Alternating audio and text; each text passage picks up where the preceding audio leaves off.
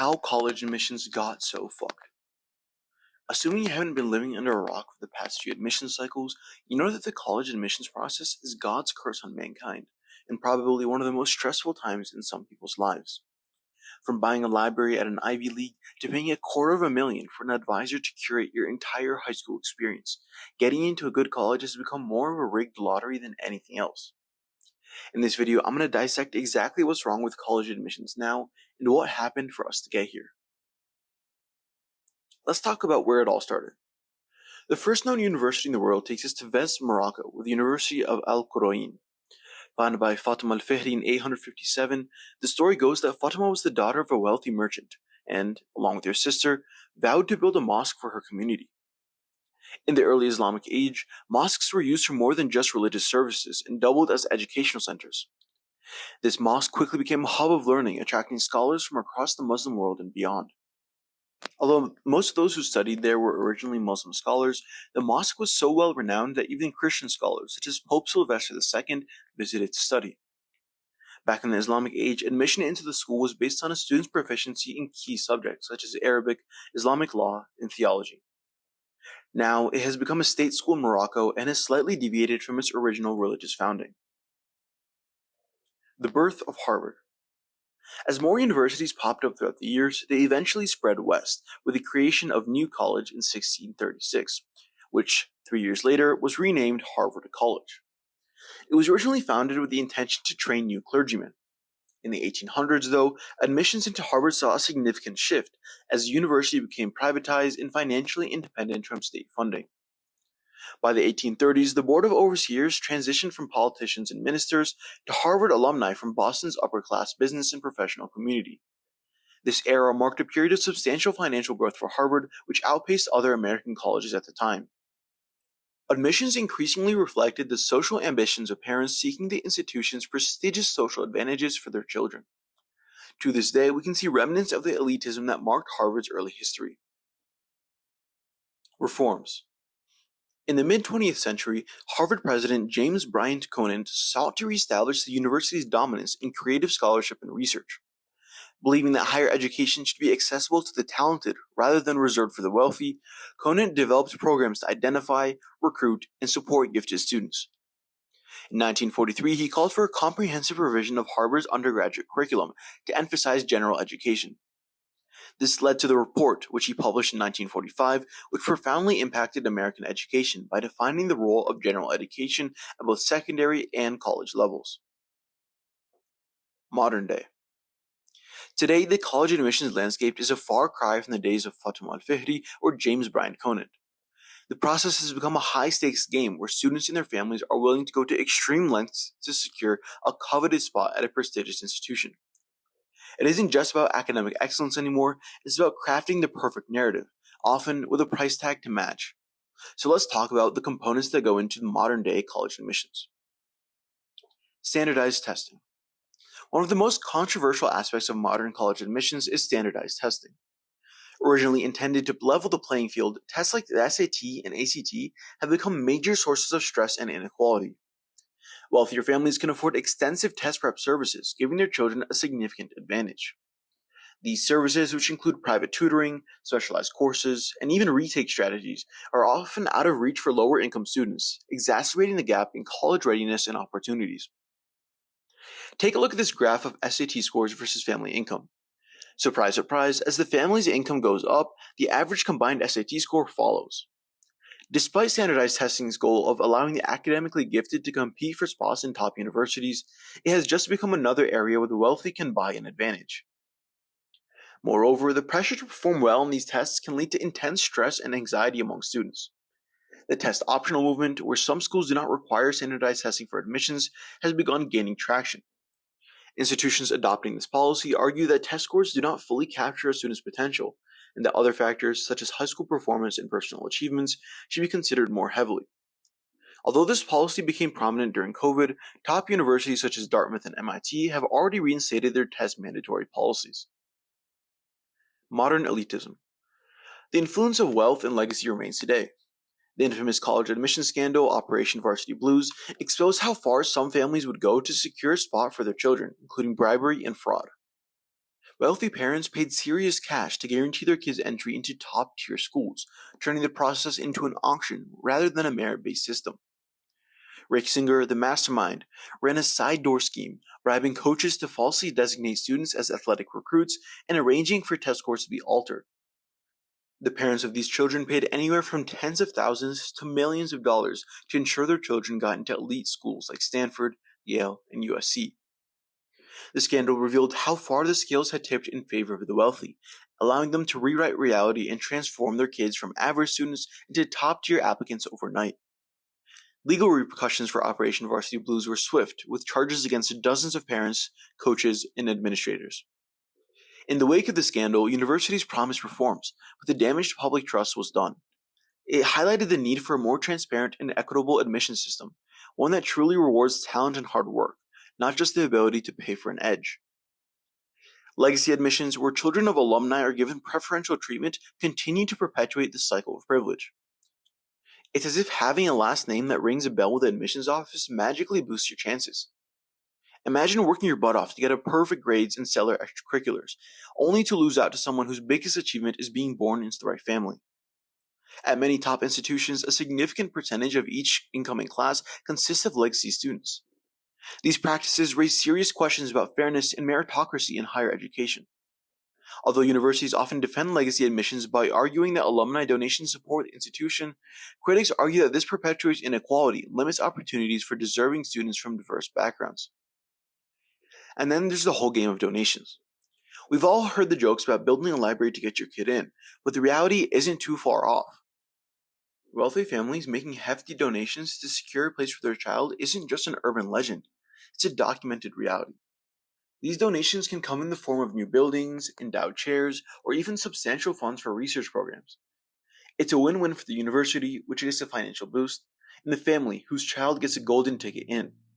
But for the rest of us, it's a stark reminder that the system is far from fair. These financial maneuvers create an admissions environment that feels more like a high-stakes poker game than a fair evaluation of student potential. The wealthier you are, the more chips you have to play with, and the better your odds. This raises serious questions about the integrity of the admissions process and whether it truly rewards merit or simply upholds a legacy of privilege.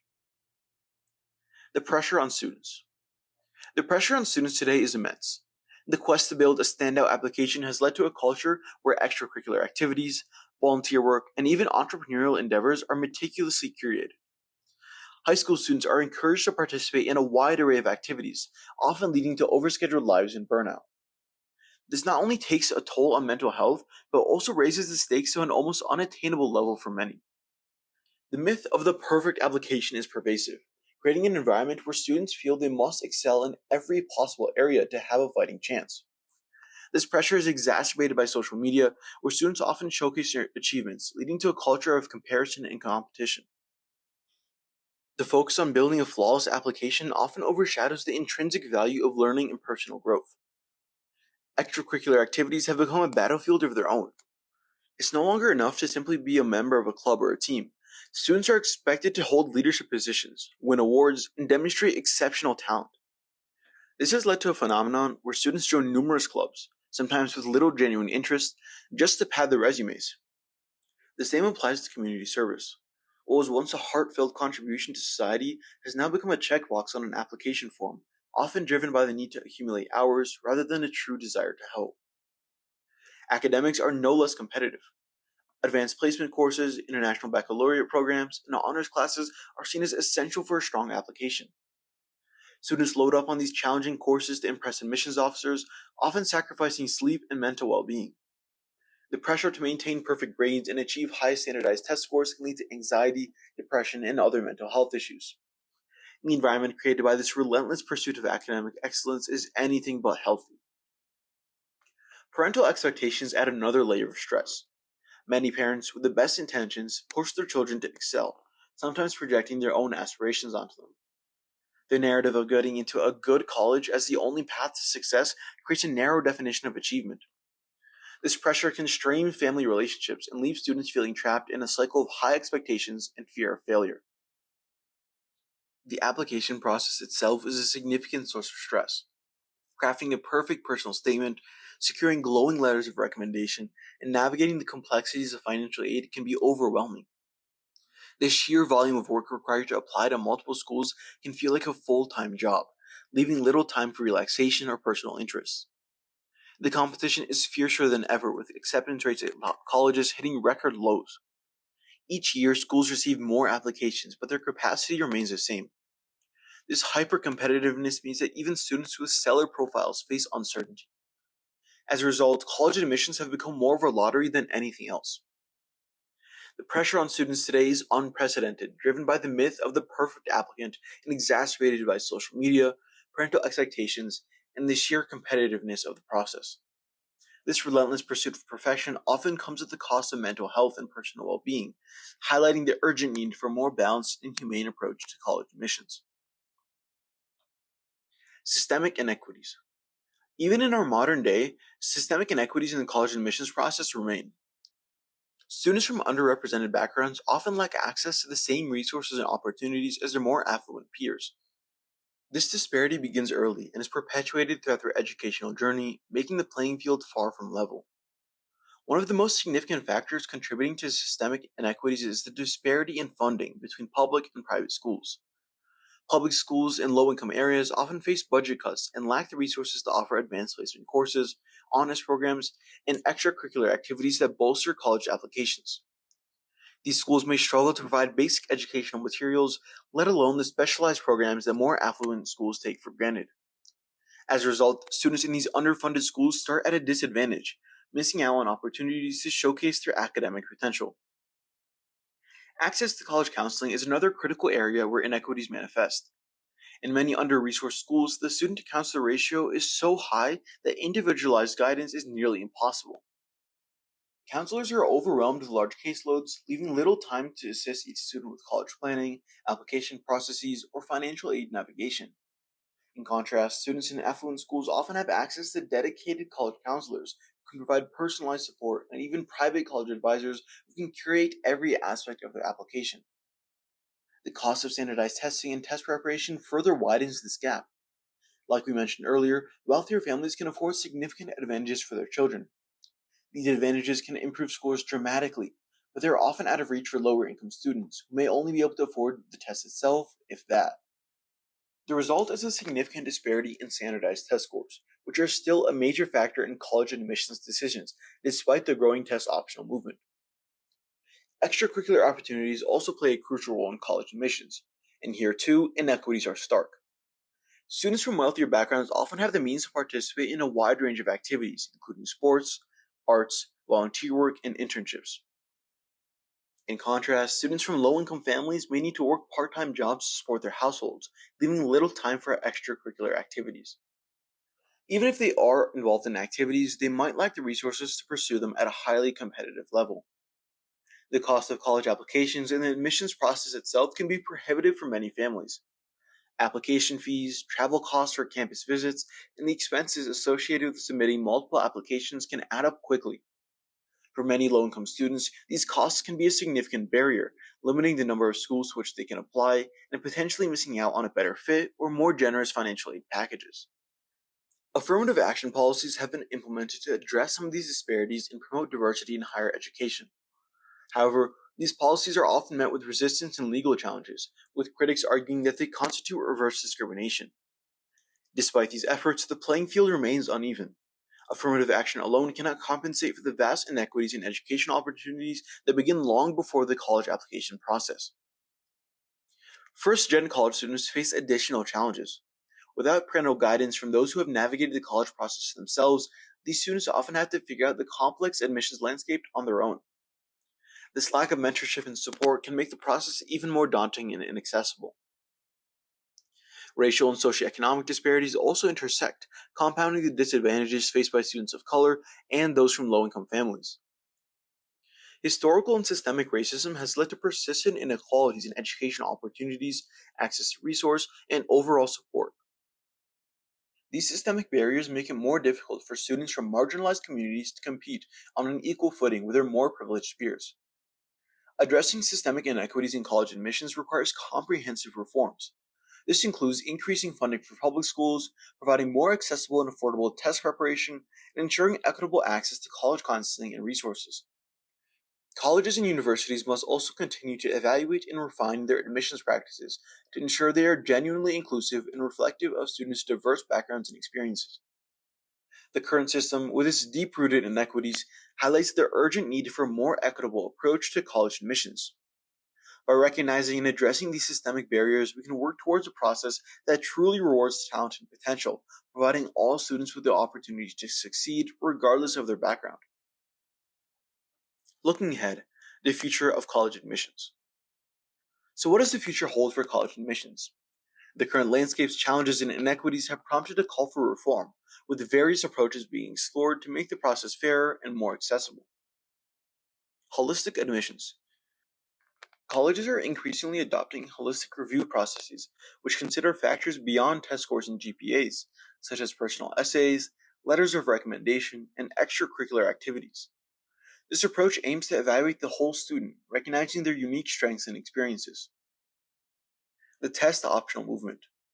The test optional movement is gaining momentum, with more colleges not requiring SAT or ACT scores. This shift acknowledges the limitations and biases of standardized testing, reducing barriers for underrepresented and low-income students. Online learning. Online learning and digital education platforms provide new opportunities for accessible education. Massive open online courses and online degree programs from top universities like Harvard and MIT offer valuable knowledge and credentials, enhancing students' applications or career prospects without the need for traditional admissions processes. Greater focus on equity and inclusion. The future will likely see a stronger focus on creating diverse and inclusive campus environments. Initiatives such as mentorship programs, academic support services, and increased transparency in the admissions process aim to support underrepresented students and build trust. Financial aid and affordability. Addressing the cost of higher education is crucial. To this end, institutions are increasing financial aid, offering more scholarships, and implementing tuition-free programs for low-income students. The future of college admissions holds significant opportunities for reform and innovation. By adopting holistic admissions, embracing test optional policies, expanding community college pathways, leveraging online learning, and focusing on equity and inclusion, we can create a fair and more accessible admissions process. These changes can transform higher education, making it possible for all students to reach their full potential, regardless of their background. So yeah, the state of college admissions right now is terrible, but there's hope for the future. Hopefully, soon. It'll no longer be a rigged lottery where people can buy their way into top schools, but instead, it'll be more of a meritocracy, where the best on an even playing field can compete for the best schools.